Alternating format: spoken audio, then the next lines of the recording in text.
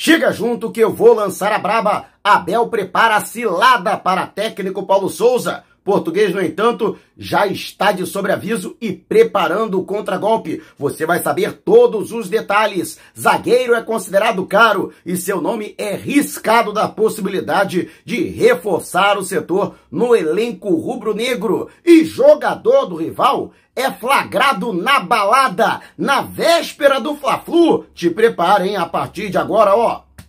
É tudo nosso, já chega largando o like, compartilha o vídeo com a galera e vamos lá com a informação. Assista o vídeo até o final. E por falar em assistir, acompanhe a Flazoeiro TV, a maior e melhor transmissão dos jogos do Mengão, e neste Fla-Flu não vai ser diferente. Eu, Guilherme Flazoeiro, Rafa Melo, Wesley Ramon e Fernando Gil estaremos juntos para levar a você uma transmissão leve, irreverente, repleta de notícias, informações e a participação da galera. Então, já que a partida será transmitida em TV aberta, fica de olho na Record e bota o ouvido na nossa transmissão, assim para unir o útil ao agradável, transmissão 100% rubro-negra. E o que chamou a atenção e causou, inclusive, revolta nas redes sociais foi um jogador do Fluminense, Caio Paulista, flagrado na balada de sexta para sábado. O local era fechado, contava com uma grande aglomeração, e o atleta foi flagrado em vídeo e também diversas fotos. Um político postou as imagens do jogador e depois acabou apagando. Mas o print é eterno. Fato é que essas imagens viralizaram e geraram um profundo mal-estar dentro do Fluminense. Vale destacar que, segundo aqueles que acompanharam o último treinamento do técnico Abel Braga, que prepara uma cilada, uma armadilha para o técnico Paulo Souza, vou trazer aqui, conseguir todas as informações do meu espião lá nas Laranjeiras, no território inimigo, vou trazer aqui, e o Paulo Souza também já está ciente e já tem um remédio para isso. Não vai ser pego de calça curta, pode ter certeza disso. E o jogador atuou normalmente nessa atividade, não apresentando nem sinais de ressaca, cansaço ou qualquer tipo de fadiga. De qualquer forma, ele está relacionado para a partida. Não deve começar como titular. Mas eu lembro daquele Fla-Flu lá de 2020, vocês vão lembrar, o Fred, que estava sob suspeita de Covid, já que a esposa dele tinha testado positivo, foi relacionado para o Fla-Flu, entrou e menos de 2 dias depois testou positivo também. O Flamengo ainda jogou contra o Ceará no Brasileirão e logo depois viajou para o Equador. O resultado é que a delegação voltou completamente ou quase que completamente contaminada. Isso prejudicou absurdamente o Flamengo na reta final da temporada de 2020. O que é, no mínimo, uma irresponsabilidade, que foi, no mínimo, uma irresponsabilidade da diretoria tricolor. E eu acho que é a mesma coisa.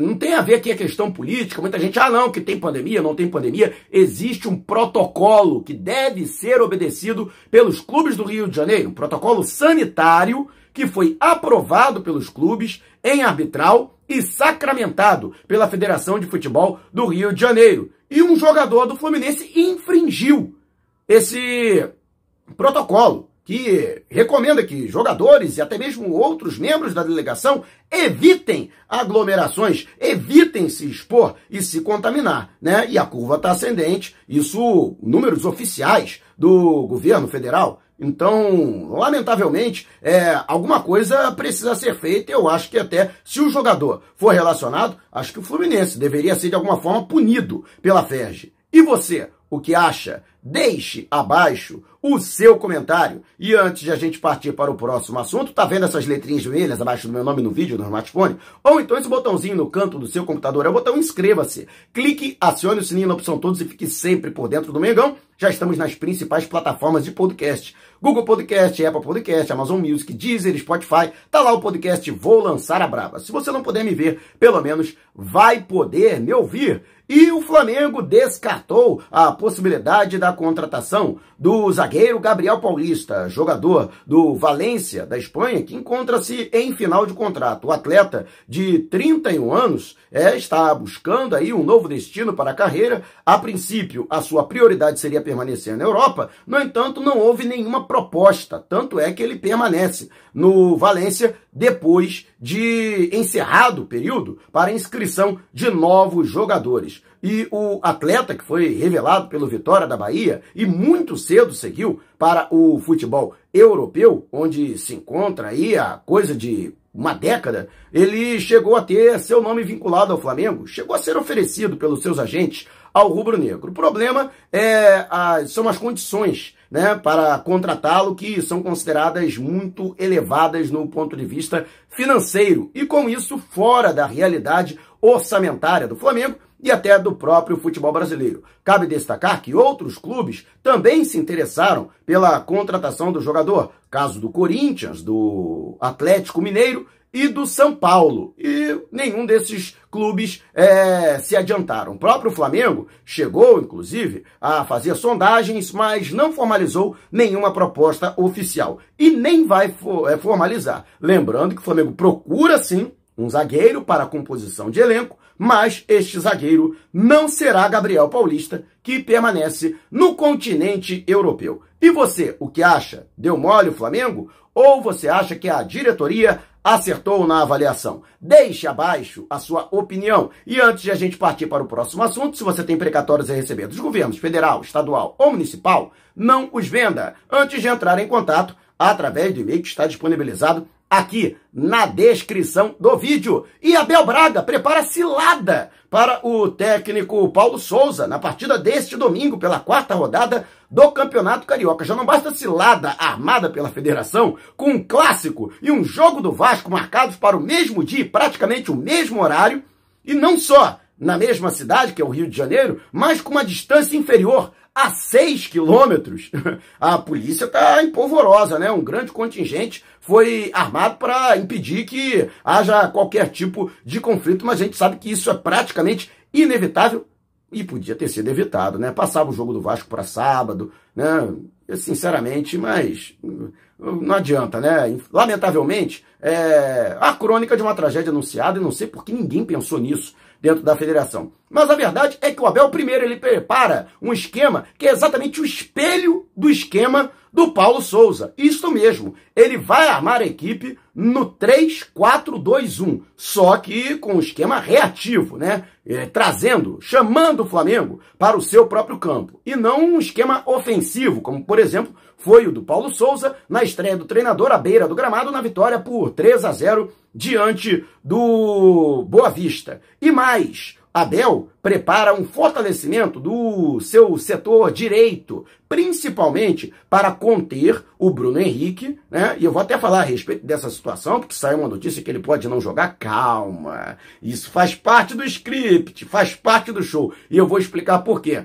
E, além disso, existe a possibilidade de Everton Ribeiro atuar como ala esquerdo, como aconteceu no segundo tempo da partida realizada contra o Boa Vista, no Estádio da Cidadania, em Volta Redonda. Então, Abel quer fortalecer este setor, principalmente com Nino, David Braz e Samuel Xavier, caindo por aquele setor, para tentar neutralizar Bruno Henrique, e também explorando com o Luiz Henrique e o William Bigode as costas do Everton Ribeiro, mesmo com o Flamengo utilizando o esquema com 3 zagueiros, né? Com o Felipe Luiz um pouco mais recuado, formando a linha ao lado de Davi Luiz e também de Gustavo Henrique. Aliás, vou trazer aqui a possível escalação do Flamengo para logo mais. Então, esse seria o esquema armado pelo Abel Braga, explorando o corredor esquerdo do Flamengo, tentando anular o Bruno Henrique e, da mesma forma, ainda tentando anular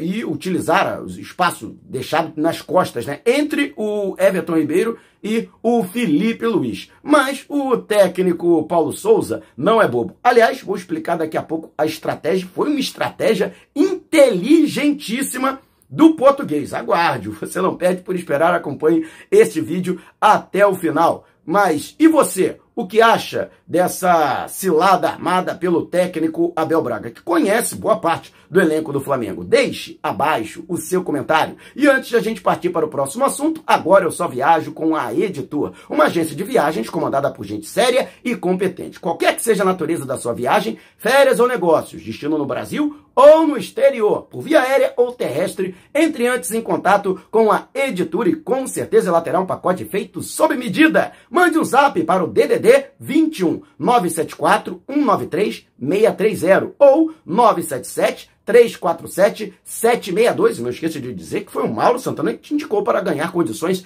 imperdíveis. Editor, uma empresa cadastro nela, ó, pode botar fé. E o técnico Paulo Souza foi muito inteligente, foi muito sagaz, até porque tivemos aí problemas recentes com relação aos vazamentos que aconteceram no Ninho do Urubu. E o técnico Paulo Souza, óbvio que ficou muito incomodado com isso. Mas ele pensou o seguinte: se não podemos vencê-los, então juntemo-nos a eles. Ele simplesmente utilizou esse vazamento para colocar a informação de que o Bruno Henrique seria a dúvida para a partida. O técnico Abel Braga, inclusive, poupou seus principais jogadores. Se eu não me engano, apenas 2 atletas foram titulares na partida diante do Audax na última quarta-feira, porque ele trabalhou praticamente a semana inteira a equipe para o Fla-Flu, com um time que jogou contra o Madureira no outro fim de semana pela segunda rodada da competição estadual, mas contando que o Bruno Henrique jogaria. Mas aí o Paulo Souza deixou propositalmente vazar essa informação,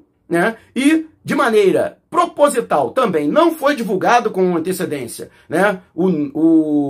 Não foram divulgados os nomes dos jogadores que estão relacionados para o Fla-Flu por parte do Flamengo. Desta forma, para confundir o Abel. Tudo porque, se o Bruno Henrique não jogar, quem joga é o Vitinho. E são 2 jogadores com características diferentes. Enquanto o Bruno Henrique é um jogador que afunila mais para o meio, encostando no atacante, ou até finalizando, o Vitinho, embora também possa fazer esse papel, ele é um jogador mais agudo, um jogador mais de fundo, né? Para tentar o cruzamento rasteiro ou pelo alto, para fazer a assistência. E outra, o Vitinho é um jogador que compõe mais, né? Ele volta mais para compor e ele costuma jogar de trás, vindo de trás, atuando entre as linhas adversárias. Enquanto o Bruno Henrique explora justamente as costas da última linha. Então são comportamentos diferentes. E mais, o Vitinho, ele tem uma recomposição defensiva mais eficiente que o Bruno Henrique. Ele volta com mais facilidade para fazer a composição e a marcação